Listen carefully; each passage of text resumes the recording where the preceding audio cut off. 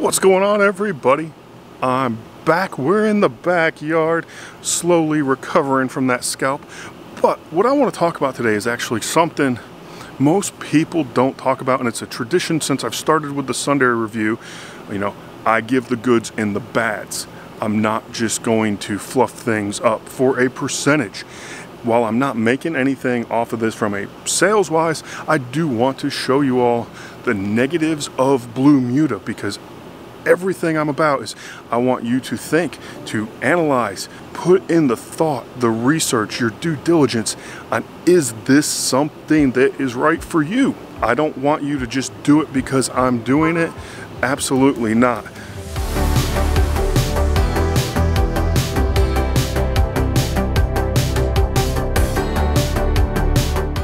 Okay, starting off is in the first year you're growing, your first winter is going to suck. If you're used to perennial ryegrass, I've said this before in other videos, but if you are used to that solid perennial ryegrass coverage, you're not getting that with the KBG at all. It is going to be a splotchy appearance all winter long. But come February, that time frame in there, depending on where you live, everyone's climates are different. There's little microclimates all throughout the transition zone. So depending on how your spring warms up, you're most familiar with that. I'm not familiar with every little area. You will just then start seeing it wake up, and then when it does, it will take off and it will just start filling in and it will look absolutely fabulous. But keep in mind, if you're expecting to be wowing people at Christmas time, in January, at New Year's parties, whatever, it's not going to happen. You are going to have a splotchy, nasty looking lawn, almost like a 419 lawn overseeded with Arden 15. Splotchy, nasty, which then brings us into the next reason, and that is the splotchy, nasty potential for this lawn. And for that, let's go to the front lawn. Be forewarned though, this is 2 days after I scalped it down to 12 millimeters. It does not look pretty, especially since the front lawn was originally supposed to be 100% KBG, but my kill off was not 100% successful of the Bermuda, so that's coming back. The front received the exact same treatment for the height of cut reset as the backyard, even though the front is predominantly KBG.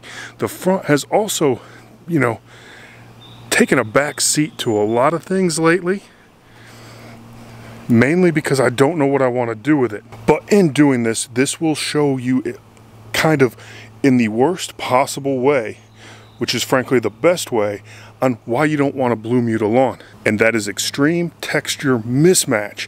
And this is taken to a whole nother level. Those bare areas there, I need to actually core aerate and backfill with sand or drill. That area is terrible. But looking at seeing how the Bermuda that's come back, the stolons creeping across the top, they're not kind of nestled down underneath, and it's not just one or two spots, it's pretty much everywhere it's spreading to this year. If you look down here, this is stuff that came back last year. It doesn't look good, and it doesn't look especially well since I took it to the 12 millimeters 2 days ago. What are looking pretty good though, the flowers, those front vincas there actually came back from seed. Then over here, here's a good overview from the driveway. And again, I'm trying to show you all angles on why you might not want to do a BLUEMUDA lawn, because it is not for everyone. I've had pretty good luck with it.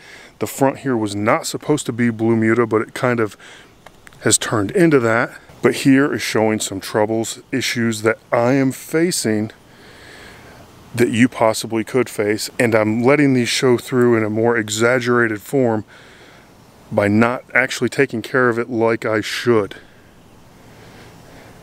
And this is pre-fertilization after the scalp. I have not done that yet as of right now. But side piece back here from a distance, look at that though. Look at that. But then getting down in here again, side piece gets what it gets, and what she's been getting lately is a lot of clovers. And this brings us up into number 3 now. A lot of questions I get is in the order of how you're supposed to establish a BLUEMUDA lawn. Well, let me say right now, if you have an existing Kentucky bluegrass lawn, That's your lawn. You have a mono stand or a blend of multiple varieties of KBG. Don't do Bermuda. You will be overseeding, and with Bermuda seed, you could plug, sprig, or whatever, a hybrid Bermuda, but it's going to look like the front lawn. The best way to establish it is have an existing stand of Bermuda, scalped low, then overseed, slit seed, get the KBG seed into it and go from there. If you're in a climate now where you're successfully growing KBG, why contaminate it with Bermuda? As much as I love Bermuda, if I was up north in like mid-Ohio, somewhere in there, sure as hell wouldn't have a tall fescue lawn. I'd have a KBG lawn, but I wouldn't introduce Bermuda into it. If you have KBG now, don't do Bermuda. It's not going to do you any favors whatsoever. Number 4 for this, I guess this is turning into a top 5. I'll SEO the hell out of this video, and that is budgets and how much you want to spend on your lawn. And this is mainly relating to fungicides. You know, this isn't a Disease X propiconazole lawn, even though that's primarily what I've been using, but I've been lucky to where I have faced absolute minimal disease pressure. And when I was experiencing disease pressure, I was using the Cleary's 3336F. I believe that's the one, and that alleviated my problems. That, along with some azoxy. I did do a propiconazole once on a super hot mix, and oh boy, things got crispy and I was scared. I do have a couple other fungicides I have not purchased yet just due to the cost. I'm talking, this is $300 or $400 cost per fungicide. So if you're in an area where you just have terrible disease pressure, say you had a turf type tall fescue lawn, you switch to Bermuda like I did, and then you want to go on this route, just keep in mind you may face some absolute bank crippling, bank account draining disease pressure to get the fungicides needed, because it's a bag of Disease X isn't going to fix some of the main issues. That's number 4, is be prepared to spend some money on fungicides. And whew, I guess, yeah, it sucks. And the last reason, the 5th reason why you don't want to do a Bermuda lawn, and that, it's nothing to do with the grass, it's nothing to do with the KBG, it's all about you.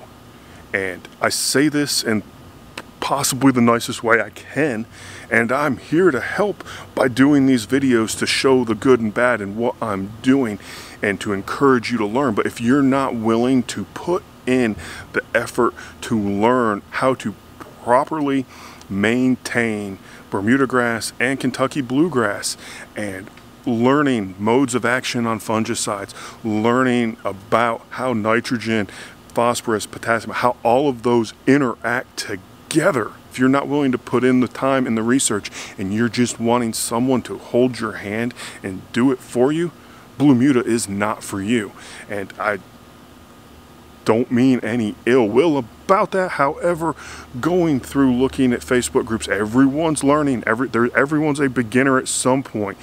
But when you go to do a Bermuda lawn, you must be out of that stage of tell me what to do. If you have questions, you need to be very specific in what you're asking, and then back that up with what you've done, at what application rates have you applied things.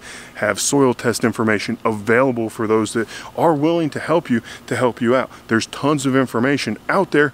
You just have to know how to ask, use the correct terminology, no hard cuts. So yeah, if you're not willing to put in the work and the research on doing a Bermuda lawn, then yeah, it's not for you, because it is a lot of work. However, when everything comes together just right, it is absolutely fantastic. Until you try to show people the worst of things like I have in this video, because that's what I want to do. I want to show goods and bads, and now I have to recover from what I did at the front lawn, and I'm not too worried about back here. It seems to be doing a whole lot better than the front. So that's it. That's the why you shouldn't have a Bermuda lawn. Feel free to destroy me in the comments below. I don't care.